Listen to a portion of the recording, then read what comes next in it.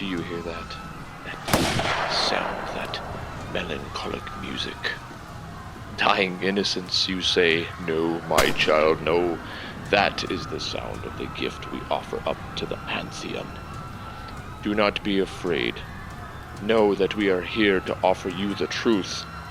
No, not the lies from the corpse you call an emperor. No, we offer you salvation from the lies you and your loved ones have lived for generations, for millennia. Rejoice, for we are here to offer your soul to a greater cause. Do not be afraid. You shall soon see the light. We have been here for a long time. We are the veterans of the long war, the legacy our father has left to bring his vision to life. The gods demand it, and we are here to deliver. Do not be afraid. This has been coming for as long as man has been crawling out of the caves of Terra. This is your time, our time. Together, we will bring the truth to the galaxy, and through blood, skulls, change, enlightenment, perfection, delights, death, and rot, we will show who the true gods really are, not some corpse on a throne. Do not be afraid.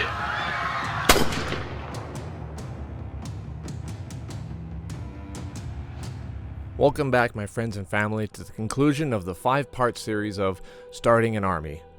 We have come a long way, and now, as we reach the conclusion of your choice of the multitudes of factions, cultures, and deities to choose from, I bring you the old enemy, the traitor heretic Astartes, the Chaos Space Marines. Now, before we succumb to the forces of the Primordial Annihilator, be sure to, if you haven't already, check out the other 4 videos on my channel, which I will link in the description below. Thanks again for stopping by, and I hope you enjoy this brief summary of the traitors to humanity that have their own reasons for abandoning the light of the Emperor. This is going to be a tough one to present, so after much deliberation and small prayers offered up to she who thirsts for guidance, I've decided to start with the legion that kinda started it all. The legion that brought the Imperium of Mankind into a spiraling nosedive into annihilation and an utterly implosive direction. I present to you, arguably the most one-dimensional and deplorable villains in the setting, the Word Bearers.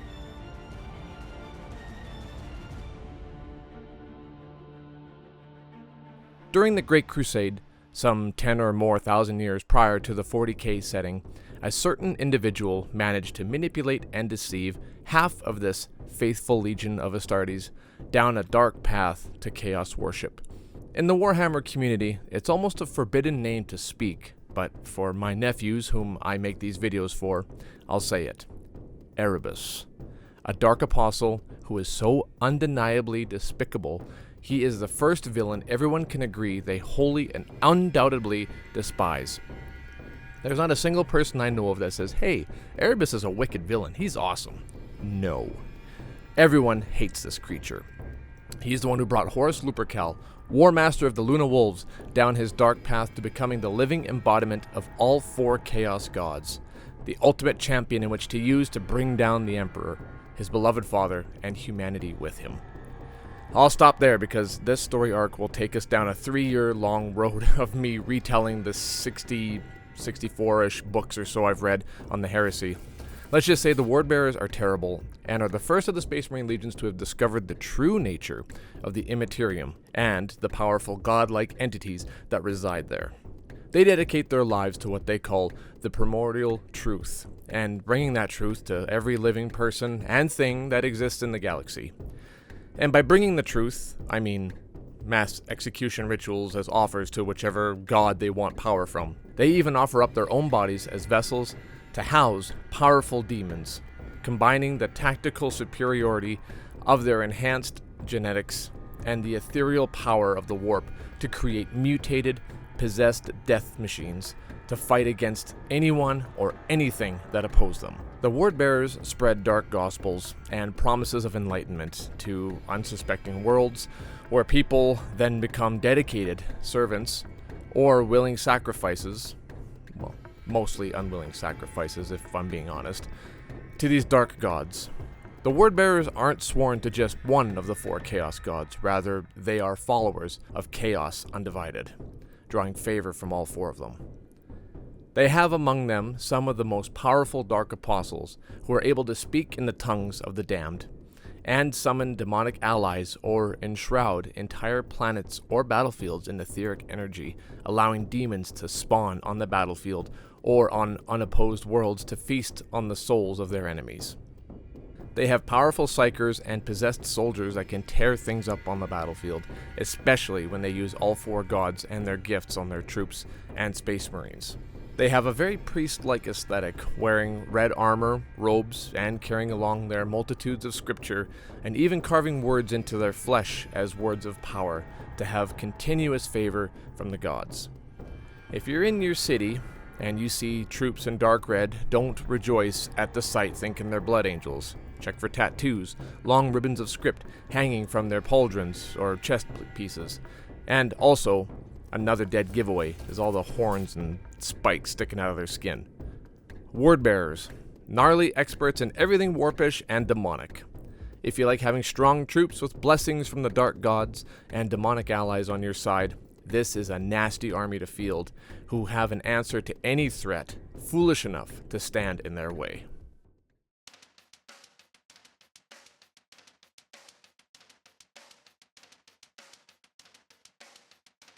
Since we started with some red armored monsters, let's get into another one. The blood-red bearing lunatics known as the World Eaters.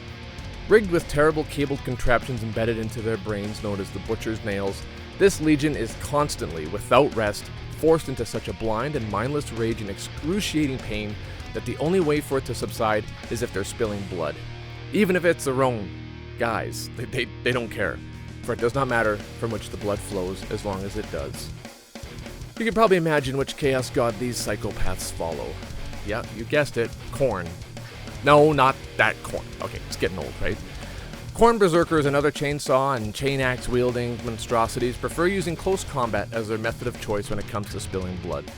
It's also significantly easier to collect skulls for the Skull Throne to please their god if they have, something that can help them quickly acquire a nice stack of these trophies.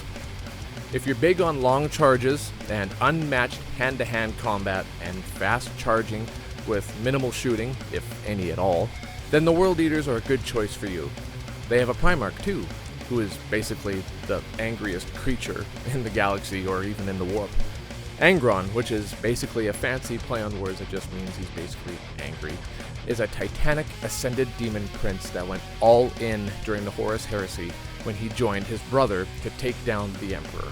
There's a reason why he despises his father, the Emperor, but I won't really go into that. It wasn't just to join his brother Horus. There was a pretty big grudge there. Let's just say, I don't think you can really blame him for being the way he is, or why he chose this path, as crazy as that sounds.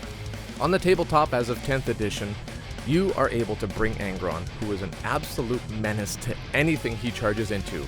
You're able to bring him back to life if he gets blown off the table, which is bound to happen to, a model or someone who doesn't shoot. So long as you have blood tokens, which you acquire by, you guessed it, spilling blood. The more guys you lose or destroy, the more tokens you get, and the more monsters or troops you get to bring back into the fight. Some units, when they get shot, are allowed to move a full range of movement toward whoever just shot them. If you like an army that's good at one thing and one thing only, and want to watch your opponent's face stretch in sheer panic at the pure tidal wave of rage descending upon them, this is a great one to start.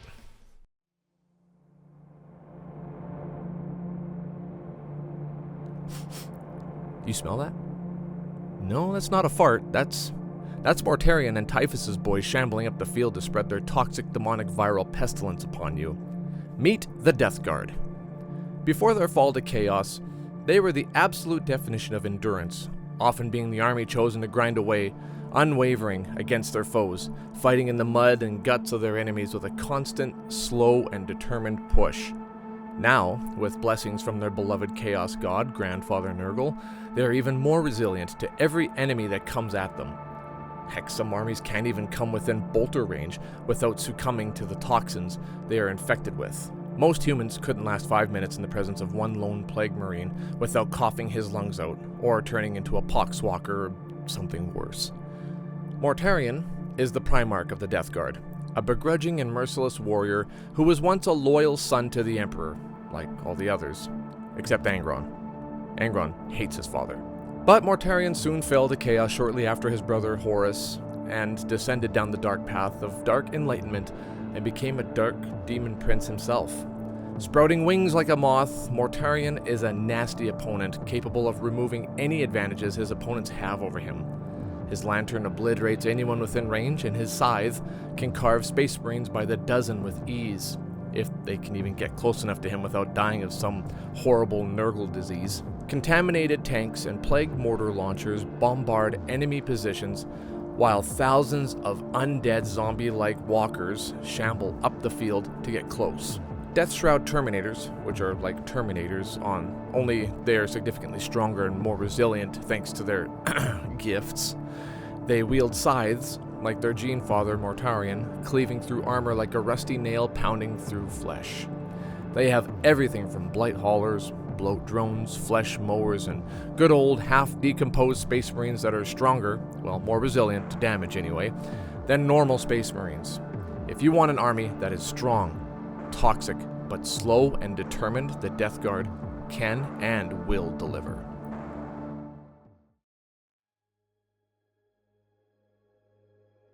Remember the demon Tzeentch? The all-powerful, all-knowing, always changing, always 2 steps ahead of the great game?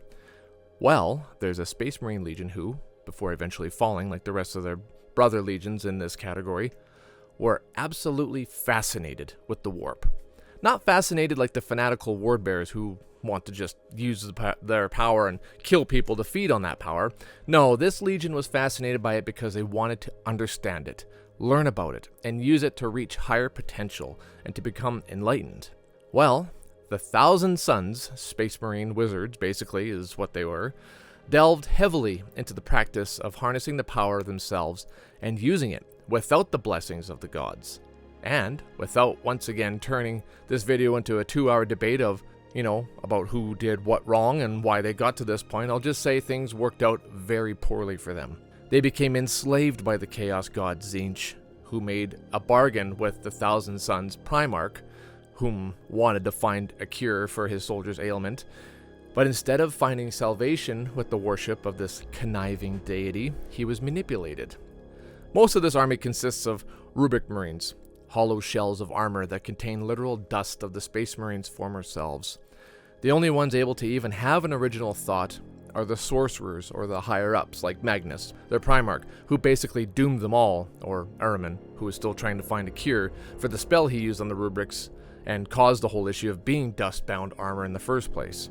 When the Thousand Sons aren't going around scouring the umbral plains or ancient relics or libraries of Xenos races, they are fighting. And what they fight with is nothing short of mind-melting psychic weaponry and twisted immaterial beasts of pure nightmare.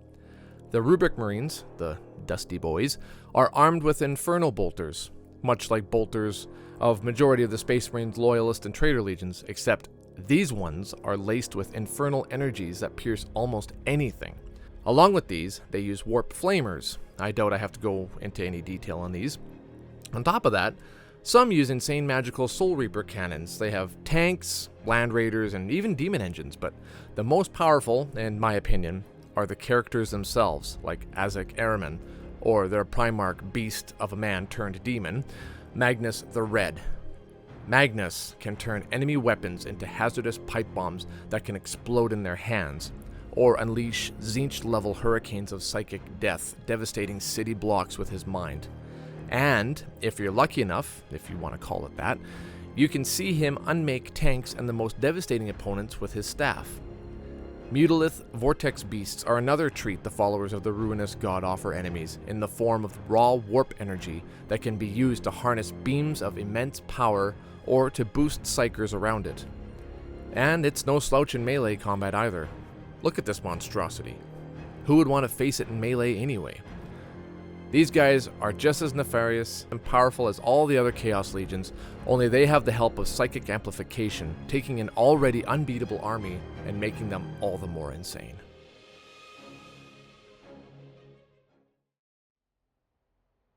Perfection. Flawless. These are two of the things that pertain to the next Legion who fell from grace.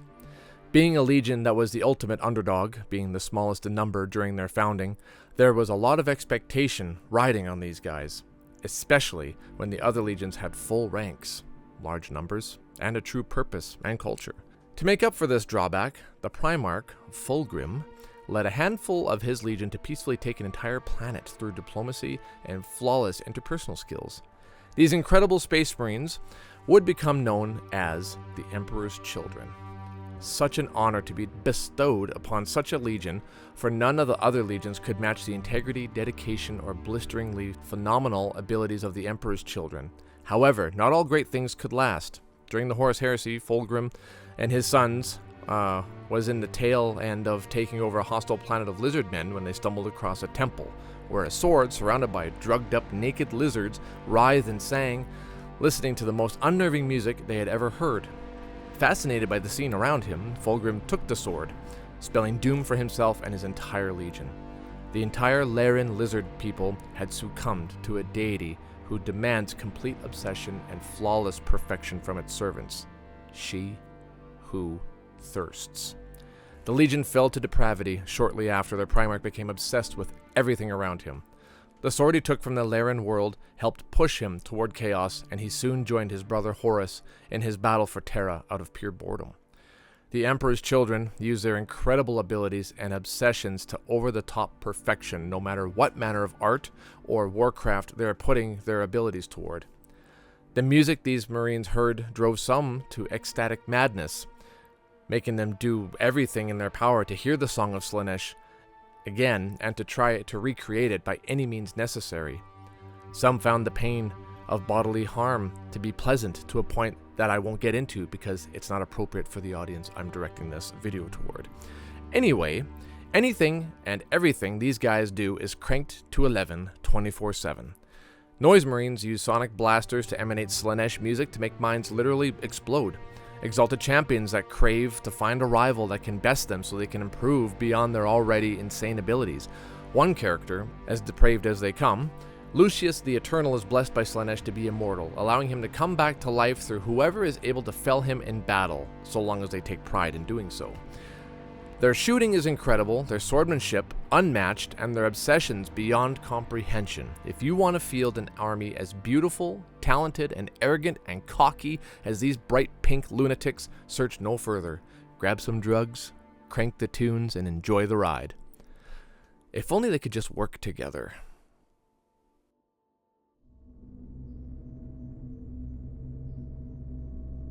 So, do you like justice? How far are you willing to go to achieve it? Do you like bats? Kind of like Batman and how he haunts the night and makes criminals wet themselves at the very thought of you? Well, here's the thing. There's a legion whose roots are tied to such a thing. The only difference between these guys and Batman is they don't put criminals in jail. No, they do far worse things to them, then wear pieces of them on their power armor for decorations. Unlike most of the legions whose gene seed or human participants in the Astartes Space Marine projects were of good stock from different worlds or Terra itself, the Night Lords were recruited as children of convicts from the deep prisons there, and some even being criminals themselves. Most of them were born pale and ghoulish and had evil temperaments from the very beginning. When they were on their home planet, Nostromo, it was completely overwhelmed with criminals. In answer to this, Conrad Kurz did everything he possibly could to inflict as much pain and fear as is possible with the human psyche, ridding his homeworld of almost all of the serial killers and rapists and warlords. When tasked with bringing worlds to compliance, just a small task force of Night Lords could go into the planet and sow fear onto the populace through some of the most brutal atrocities you can possibly imagine. These atrocities included every victim you could think of, and the bodies of these victims would be displayed in city centers, on buildings, hanging from streetlights, and within a few days, the planet would surrender through sheer terror of being the next victim to the Night Lords. As awful and degenerate as these vile monsters are, they always achieved compliance with the least amount of collateral or troop losses. On the tabletop, the Night Lords rely on their stealth and fear tactics, forcing enemies to become battle-shocked for majority of the game. Imagine not being able to reroll any of your dice rolls, or use any stratagems, or hold objectives because your troops are so terrified of what the Night Lords will do to them next. Hard to believe other Space Marines can possibly know fear when they were literally made not to be afraid of anything. Another interesting thing about the Night Lords is the fact they have not fallen to chaos. I mean, not all of them anyway. They're just pure evil at heart, and are only searching the galaxy for a sense of purpose. Their Primarch, Conrad Kurz, despised his own children and neglected them. The Night Lords plunder and ravage unsuspecting planets and anyone else who gets in their way. Sometimes they might answer a call to war from Abaddon to help in his Black Crusade, but they don't do it for a small price. A truly dark and menacing force, the Night Lords are often found tormenting their victims in great halls, like a thing I read about called the Screaming Gallery, which I can't really talk much about in here. Just know, it's literal nightmare fuel. If you want an army that relishes in its enemy's fear and terror, and if you enjoy sneaking up and slaughtering your way through to the top, no matter who's in your way, then maybe the Night Lords could use a new count such as yourself.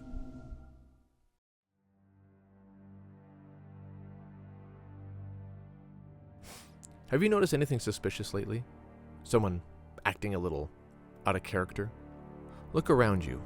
Are your friends and family really who they say they are? Or are they... Wait, who's this Alfarius guy? Deception. The ultimate masters of intrigue, espionage, and downright betrayal. These are all the titles that belong to only one legion, the Alpha Legion. For the longest time, nobody knew of their existence. In fact, before, during, and after the Horus Heresy, very few people know who they were or whose side they were on. Heck, even the Alpha Legion doesn't know if their own people are on their side. And this is the way they like to keep things. Mysterious and surprising. Without shame or remorse, this legion uses anyone or anything to achieve their goals. They work with Xenos, Chaos, the Imperium of mankind, and do not shy away from using forbidden weaponry or technology. One moment they could be on your side, fighting along with you against the Imperium of Man, and only when victory seems clear, they pull a reverse Uno card and turn their weapons on their own people, without so much as an explanation. They literally do things to even their own legion to achieve some strange hidden goals. Embedded throughout the Imperium, loyal legions, traitor legions, and Xenos, the Alpha Legion is always there, hiding in plain view, waiting for the perfect moment to strike. Almost every legion has some sleeper cell embedded within, reporting to their higher-ups, scheming, planning, and causing sheer panic and confusion wherever they go, using cultists or even citizens of a hive city to embed themselves in the ranks of the military groups, only to sabotage a transport ship, to destroy half an army, or to cause a riot to lure in Space Marines, only to have them ambushed. The Alpha Legion doesn't care who you are and can make you an agent to help them toward a goal that even you won't know what the end goal is. They use abilities in the lore where they will divulge an operation they want you to perform, then lock those orders into your mind with a keyword or a trigger word or extremist word, and then mind wipe you until they need you to enact the operation.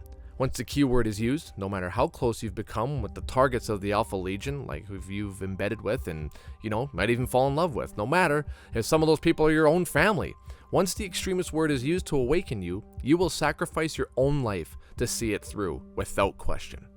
These guys come across as kind and welcoming, easily drawing in new recruits.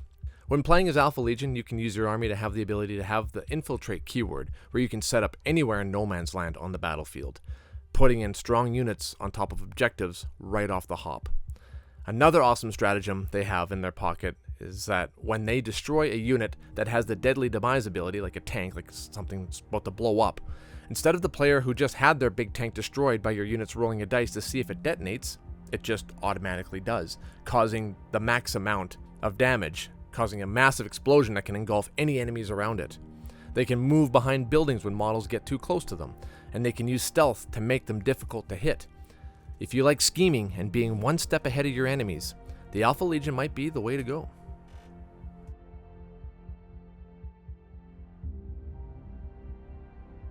Speaking of a legion that owes no allegiance to the demons or the warp, we have our next legion, the Men of Iron, whose hearts are as cold as steel, their will unbreaking. The Iron Warriors, not to be confused with their former brothers in arms, the Iron Hands, the Iron Warriors were once led by their Primarch, Perturabo, a psychotic crybaby of a man who just wants to be recognized for his brilliance. This man ground the resolve of his sons into steel machine-like obedience and resolve. Perturabo and his legion literally did all the heavy lifting during the Horus Heresy, using their brilliance in siegecraft to bring down Rogel Dorn and his Imperial Fists defenders to allow the slack and mindless other legions access into the palace grounds. Once Perturabo and his legion got word that Horus had completely lost his soul and mind to chaos, he said, "Screw this, I'm not wasting my legion's precious time and lives for some demonic cause," and he left. They are loyal to themselves, for they have always been called upon by the Emperor to do the dirtiest of the work against the worst foes that you cannot even begin to fathom. No matter what threat the Iron Warriors came up against or were attacked by, they have always stood with iron pride and resilience. The Iron Warriors do not worship chaos. That doesn't mean that they aren't aware of them or what they're capable of. To this end, the Iron Warriors have enslaved demons into mighty war machines, which they use to devastate their foes, and they will murder and pillage anyone and anything to manipulate the powers of the warp, to bring them raw, untainted strength to their already unbreakable discipline. They can bring down anything, for that was always their sole purpose. Be careful. The Iron Warriors don't just let anyone in. You have to be in it or give your life to the cause. They only recognize strength and discipline, and if your will is less than iron, well, they might melt you down into raw energy and put you into one of these things or something.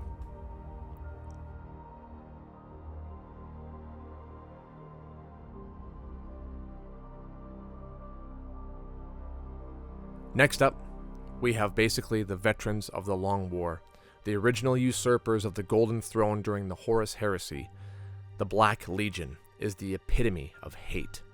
After their beloved Primarch, Horus Lupercal of the once proud Luna Wolves, who then turned to chaos and aptly named his legion the Sons of Horus, they consisted of the most disciplined and unwavering Astartes in all of the Imperium.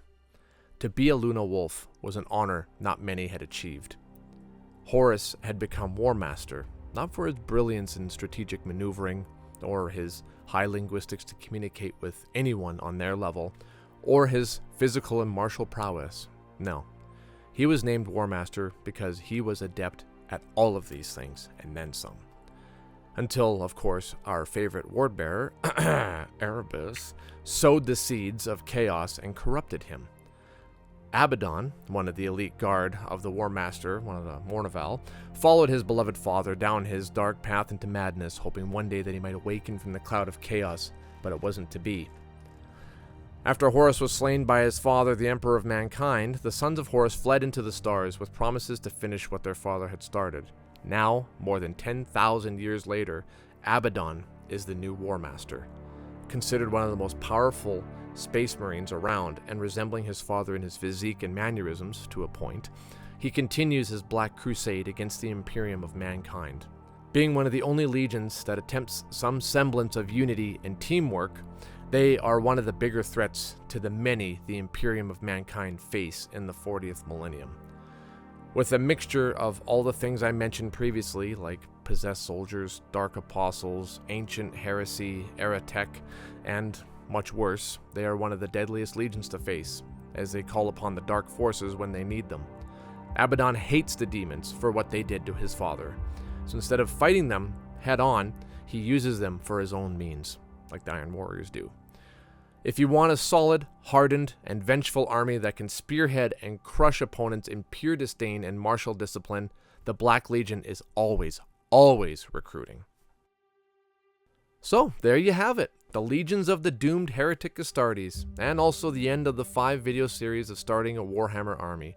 I really hope you enjoyed this video, and I also hope it maybe inspired you to choose one of them as a starting point in your new hobby. I'd love to know which army appealed to you in this video. If you wouldn't mind, that'd be great if you could leave a comment.